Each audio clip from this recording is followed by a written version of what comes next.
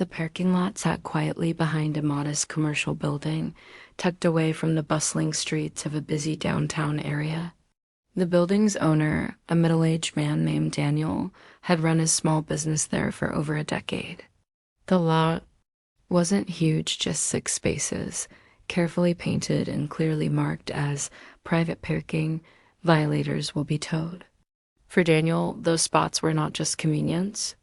They were a necessity. His employees and customers relied on them every day, and without them, running his business would become a nightmare. But there was one problem. A sleek black Mercedes began showing up in the lot almost every weekday morning, occupying one of the reserved spaces without permission. At first, Daniel thought it was a simple mistake. Maybe someone visiting a neighboring building got confused. But when it happened again and again, and he noticed the same personalized license plate reading Windig, he realized it wasn't an accident. The car belonged to a local lawyer named Richard Hollis, known around town for his arrogance and ruthless attitude in both courtrooms and daily life. One Monday morning, Daniel caught Richard stepping out of his car. Daniel approached him calmly and said, "Hey there, this is a private lot. I really need all these spaces for my business. Would you mind parking somewhere else?" Richard, impeccably dressed in a tailored suit, barely glanced at Daniel. With a smirk, he said, "It's just one spot. What's the big deal?" and walked away without waiting for a response. Daniel sighed. He didn't want trouble. He believed in handling things amicably. But when Tuesday came, the Mercedes was there again. Wednesday, too. Each time, Daniel asked politely, trying to appeal to reason. Each time, Richard dismissed. Him sometimes laughing, sometimes saying, "Relax, nobody cares," or "You can't stop me." Daniel considered towing the car, but quickly realized it wasn't ideal. Towing companies charged high fees up front, and Daniel would have to pay out of pocket. Even if he managed to tow Richard's car once or twice, he suspected the lawyer might retaliate with legal threats. Richard was, after all, well-connected and unafraid to bully people through litigation. Weeks went by, and the problem didn't go away. Daniel's employees often had to park down the street, hauling supplies and deliveries on foot. Customers complained about not finding parking. Frustration built, and Daniel felt powerless. But deep down, he wasn't the type to give up.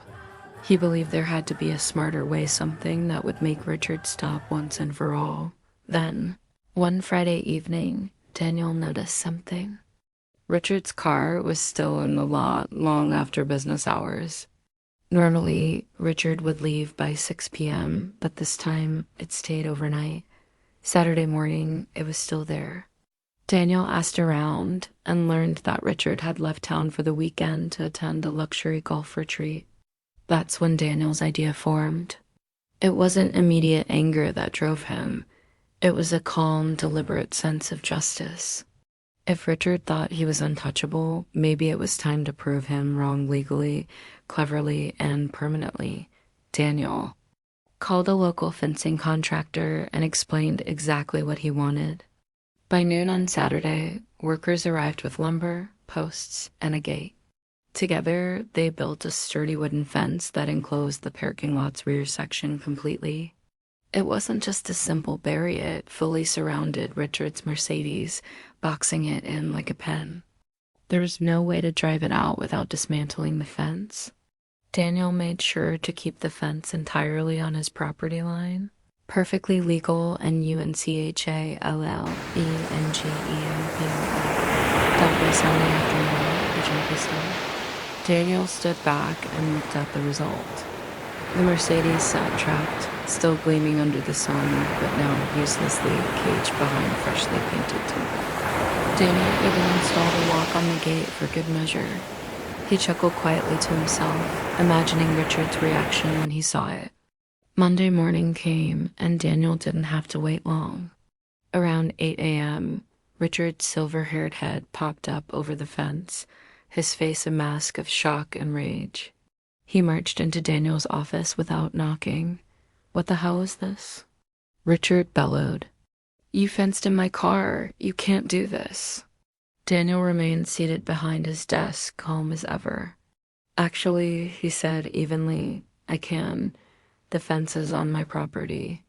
You left your car here overnight, which means you were trespassing. I simply built a fence on my own land. Richard's face turned red. I demand you take it down right now, or I'll sue you for everything you've got. Daniel shook his head. I'll happily take it down for a fee. Let's call it a construction and inconvenience fee. $500, cash or check. Once that's settled, I'll have my guys remove the fence so you can get your car out. Richard sputtered, pointing a trembling finger. This is extortion. No, Daniel replied calmly. This is property management. You've been warned repeatedly. I'm not towing your car or damaging it. I'm just controlling access to my own lot. The lawyer stormed out, calling his office, threatening lawsuits. But after speaking with his own legal team, he realized Daniel was right. The fence was perfectly legal.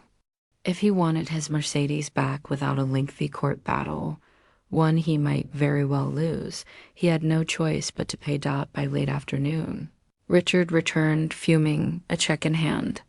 Daniel accepted it, called the fencing contractor, and by evening, the gate was opened.